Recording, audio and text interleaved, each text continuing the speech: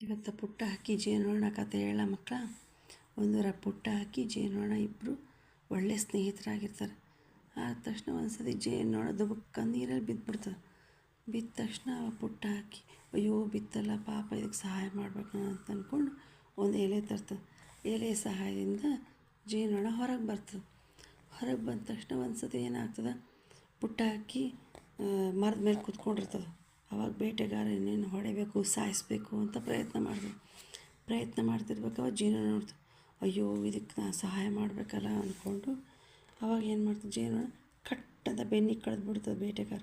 ಕಡಿದ ತಕ್ಷಣ ಬೇಟೆಗಾರ ಗುರಿ ತಪ್ಪೋಗ್ಬಿಡ್ತದೆ. ಗುರಿ ತಪ್ಪೋದ ತಕ್ಷಣ ಅವಾಗ ಪಕ್ಷಿ ಪುರ್ರ ಅಂತ ಹಾರೋಗ್ಬಿಡ್ತದೆ, ತಪ್ಪಿಸ್ಕೊಂಡ್ಬಿಡ್ತದೆ.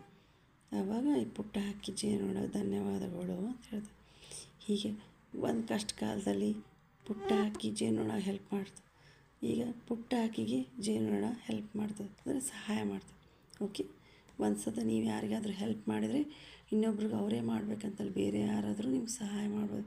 ಹೀಗೆ ಒಬ್ರಿಗೆ ಸಹಾಯ ಮಾಡಿದರೆ ಇನ್ನೊಬ್ರು ಕಷ್ಟ ಕಾಲದಲ್ಲಿ ಇನ್ನೊಬ್ರು ನಿಮ್ಗೆ ಸಹಾಯ ಮಾಡ್ತಾರೆ.